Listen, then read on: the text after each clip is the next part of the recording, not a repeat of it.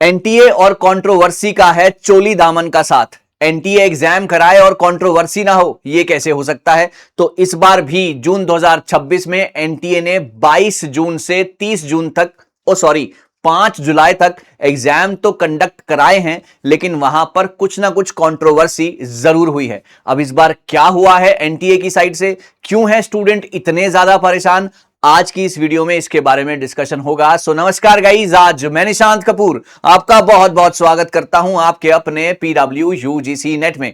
आप मेरे पीछे देख सकते हैं सर, हमने जो है यहां पर एक आर्टिकल निकाला है और आर्टिकल कहता है, और ना केवल हमने निकाला है, बहुत सारे जो है यहां पर न्यूज चैनल्स ने, या मैं कहूंगा आर्टिकल जो है उनकी भरमार है यहां पर, जहां पर यह कहा गया है कि इस बार एनटीए का एग्जाम कराने का तरीका वॉज नॉट फेयर। राइट, अब ये क्यों है, कहानी को शुरू से शुरू करते हैं गाइस। कहानी शुरू होती है 22 जून से। 22 जून का वो दिन था और पहली ही शिफ्ट में एक बहुत ही बड़ी प्रॉब्लम सामने आती है जालंधर के अंदर, जहां पर again but obvious technical glitch हो जाता है और एग्जाम को कर दिया जाता है कैंसिल। अब एग्जाम को कैंसिल करके रख दिया जाता है 5 जुलाई को। अब 5 जुलाई को हम दो तरीके से देख सकते हैं। एक बच्चा कहता है कि चलो हमको 10-12 दिन और मिल गए, लेकिन जिनके एग्जाम जो है टाइमली हुए हैं, अब उनको 5 जुलाई तक और ज्यादा वेट करना पड़ेगा।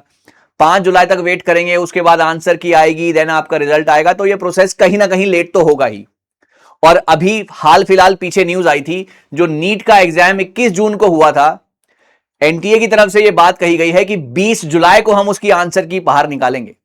अब जब 21 जून का एग्जाम हुआ उसकी आंसर की 20 जुलाई को आ सकती है, तो 5 जुलाई को जो एग्जाम हुआ खत्म, उसकी आंसर की कब आएगी, देखने वाली बात होगी। लेकिन अब यहां पर क्या क्या चीजें हैं जो कि समझनी चाहिए, या यहां पर क्या क्या चीजें हैं जो कि आपको बहुत ज्यादा बॉदर कर सकती हैं। सर एक तो ना रिपीटेड क्वेश्चन हुए इंग्लिश के अंदर।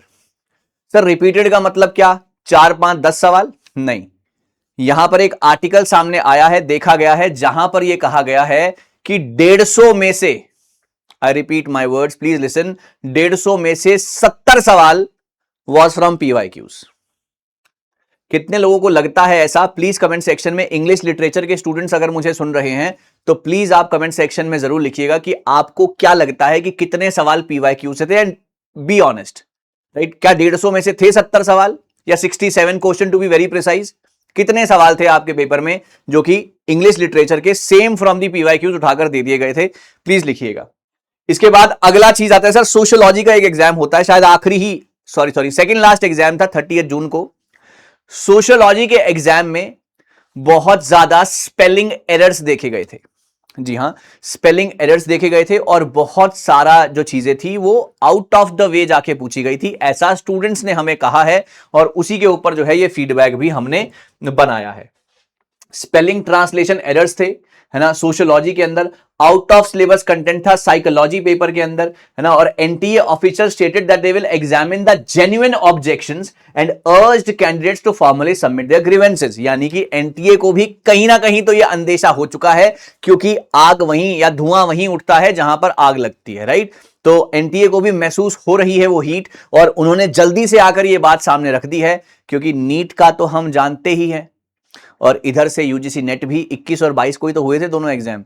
21 को जो हुआ था वो दूसरी बार हुआ था नीट का एग्जाम। राइट, अच्छा जी, अब आते हैं कहानी पर। दोबारा से ये कहानी यहां पर आती है, और एनटीए जल्दी से आ जाता है पिक्चर के अंदर और कह देता है कि भैया आप फॉर्मली जो है हमें मेल कीजिए, या हमसे कनेक्ट कीजिए, और अपने ग्रीवेंसेस यानी कि अपनी शिकायतें हमारे साथ दर्ज करा लीजिए, ताकि हम उसके ऊपर सीरियस एक्शन ले सके। लेकिन मैं ये पूछना चाहता हूं, क्या स्टूडेंट पढ़ाई करेगा, एग्जाम देने जाएगा जहां पे दूर दूर सेंटर्स हो जाते हैं, या वो एग्जाम देने के बाद आकर शिकायत करेगा? आप बताइएगा कमेंट सेक्शन में गाइस, ठीक है ना।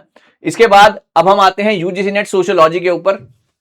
यहां पर अगर हम देखते हैं तो हमने जो है यहां पर देखा, typo errors not unusual, NTA looks into एलिज्ड mistakes in UGC net sociology exam paper. Sir होना ही था ना सर, है ना, क्योंकि एग्जाम जहां पर इतने सारे बच्चे बैठते हैं, और सोशियोलॉजी का क्राउड भी अच्छा खासा होता है। अब सोशियोलॉजी का पेपर सिर्फ सोशियोलॉजी में तो नहीं हुआ होगा, वहां पर पेपर 1 भी था, है ना, वहां पर भी कुछ ना कुछ एरर्स थे। तो यहां पर मैं ये कहना चाहता हूं कि सभी स्टूडेंट्स इस वीडियो को ज्यादा से ज्यादा शेयर करें, अपनी जितनी भी आपकी ग्रीवेंसेज हैं वो कमेंट में भी लिखें, जितनी परेशानियां आपको हुई हैं कमेंट में भी लिखें, चाहे आप किसी भी सब्जेक्ट के हों, है ना। हम यहां पर सोशियोलॉजी की सिर्फ बात नहीं करेंगे, हमने देखा है पॉलिटिकल साइंस के बच्चे भी परेशान थे, इंग्लिश लिटरेचर के बच्चे भी परेशान दिखे, पेपर 1 का लेवल भी उनको कहीं ना कहीं इधर उधर होता हुआ दिखा था, है ना। ओटीटी के सवाल थे, है ना, पाकीज़ा मूवी के सवाल थे, ठीक है ना, वंदे मातरम पे सवाल थे, राइट।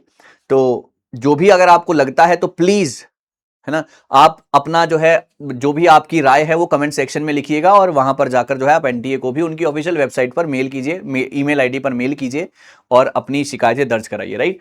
तो यहां पर जो है, जी हाँ, यहां पर एरर्स थे और बहुत ज्यादा खतरनाक एरर्स थे कि बच्चे इंग्लिश हिंदी के एरर्स थे और टाइपिंग मिस्टेक्स थी और बहुत सारा चीज जो थी आउट ऑफ सिलेबस भी थी। ये बच्चों का फीडबैक है। आइए आगे बढ़ते हैं। हाँ जी, एनटीए ने भी कहा है, NTA response to UGC, okay, NET sociology paper controversy says typographical error not unusual. भैया अगर आपको पता है, अगर आप जानते हैं कि ये अनयूजुअल, नॉट अनयूजुअल है ना, तो आप इसके ऊपर जो है कुछ एक्शन क्यों नहीं लेते, या चीज होने के बाद अब स्टूडेंट एग्जाम देकर आया, अब वो शिकायतें करेगा, है ना, फिर आप शिकायतों की सुनवाई करेंगे, फिर उसके बाद आप आंसर की देंगे, फिर आप रिजल्ट देंगे और फिर जो है चीजें होंगी। तो ये एक बहुत ज्यादा एक मैं कहूंगा कि एक परेशानी बनती जा रही है बच्चों के लिए, क्योंकि हम चाहते हैं कि बहुत सही तरीके से एग्जाम हो, और नॉर्मल तरीके से जब एग्जाम होगा तो बच्चों के अंदर अल्टीमेटली मैं कहता हूं कि बच्चे नहीं एग्जाम क्लियर कर पाए 1 मिनट के लिए, वर्स्ट सिनेरियो, लेकिन उनको कम से कम इस बात की तो तसल्ली है कि एग्जाम तो फेयर तरीके से लिए जा रहे हैं, कोई टाइपिंग एरर नहीं है, कोई एग्जाम इधर उधर लीक नहीं हो रहा, या किसी भी तरीके का यहां पर और कुछ नहीं चल रहा, तो सब कुछ फेयर हो रहा है। फेयर तरीके से हम फेल हुए हैं, हम अगली बार दोबारा मेहनत करेंगे और क्लियर कर लेंगे एग्जाम। कम से कम यहां से तो बंदा या जो स्टूडेंट हमें देख रहा है या जो हमसे पढ़ता है उसको कम से कम यहां तो होगा ना कि हां मैं फेयर तरीके से फेल हुआ हूं, लेकिन यहां पर तो कहानी कुछ और ही चल रही है ना। तो मेरी एक दरख्वास्त है, इस वीडियो को ज्यादा से ज्यादा शेयर करके उन जो है जहां पर जो लोग हैं हाई पोजीशंस के ऊपर, उनको उन तक ये वीडियो पहुंचे ताकि इसके ऊपर कोई एक्शन लिया जाए, क्योंकि अभी दिसंबर का एग्जाम आना बाकी है, वहां पर हम नहीं एक्सपेक्ट कर सकते बार बार ऐसी चीजें। ये कोई बहुत ऐसी शाबाशी की बात नहीं है कि हर बार एग्जाम होता है, हर बार कंट्रोवर्सी होती है, या हर बार कोई ना कोई वहां पर चीजें होती हैं जो कि स्टूडेंट्स के हित में नहीं होती हैं, राइट। तो ये वाली बात। अच्छा, यहां पर भी है भाई, UGC net 2026 candidate flag spelling errors in sociology paper, recycled question in English, opposition react. चलो ये तो खैर पॉलिटिक्स में चले गए हम, लेकिन हाँ बच्चे यहां पर सोशियोलॉजी पेपर, इंग्लिश पेपर, बच्चे कहीं ना कहीं यहां पर परेशान तो थे। Okay, June 30 alleged that the questions paper contained numerous spelling mistakes, grammatical errors and poorly framed question. ठीक है, ये सारी की सारी चीजें थी। Among the examples cited were sociology, George Ritzer allegedly appearing in the Pulitzer the award social being printed as oval। तो ये कुछ चीजें यहां पर लिखी गई थी। Talcott Parsons को पैरसॉव लिखा गया था। तो ये कुछ ऐसी चीजें थी, है ना, जो कि वहां पर दिक्कतें महसूस हुई हैं बच्चों को। Candidates argued that such errors made it difficult to understand. अब बच्चे कह रहे हैं जी भैया जब स्पेलिंग ही एरर थी तो हमें दिक्कतें महसूस हुई हैं, तो उनका भी कहना ठीक है। इंग्लिश पेपर की क्या बात है भैया, इंग्लिश पेपर को कहते हैं 2024 का रिपीटेड पेपर था, वो 2020 का रिपीटेड पेपर जो था यहां पर रखा गया है। आपको क्या लगता है बच्चों, क्या ऐसा ही हुआ? आपका कोई भी एग्जाम, चाहे commerce, political science, education, economics, जो भी आपने एग्जाम दिया है, अपनी राय कमेंट सेक्शन में जरूर लिखिएगा, राइट। अगर आपको कोई शिकायत है तो प्लीज, अभी भी समय है, अभी आंसर की आने में समय है। मेरी गट फीलिंग कह रही है कि अभी आंसर की थोड़ा रुक के ही आएगी, क्योंकि ये सारी चीजें पीछे से चल रही हैं। तो मेरी आपसे रिक्वेस्ट है कि आप प्लीज नीचे कमेंट में लिखें अपनी जो भी शिकायत है, प्लस आप एनटीए को भी मेल करें और इस वीडियो को ज्यादा से ज्यादा शेयर करें। सब तक ये वीडियो पहुंचनी चाहिए ताकि इस पर जल्दी से जल्दी एक्शन लिया जाए। बच्चों का फेयर रिजल्ट आना बहुत ज्यादा जरूरी है, तभी बच्चे एक फ्री माइंड से दिसंबर के अटेम्प्ट के लिए तैयारी कर पाएंगे। अब ऐसा ना हो कि आंसर की आए उसमें गलती हो जाए, फिर आंसर की को चैलेंज करने में बच्चे के पैसे लग जाएं। ऐसा बिल्कुल नहीं होना चाहिए। अब इट्स इनफ इज इनफ। अब इसको ठीक तरीके से जो है एग्जाम कंडक्ट होने चाहिए। आने वाले जो भी हमारी शिफ्ट है या आंसर की या चीजें अब हमारी बिल्कुल फेयर तरीके से होनी चाहिए, ट्रांसपेरेंट तरीके से होनी चाहिए।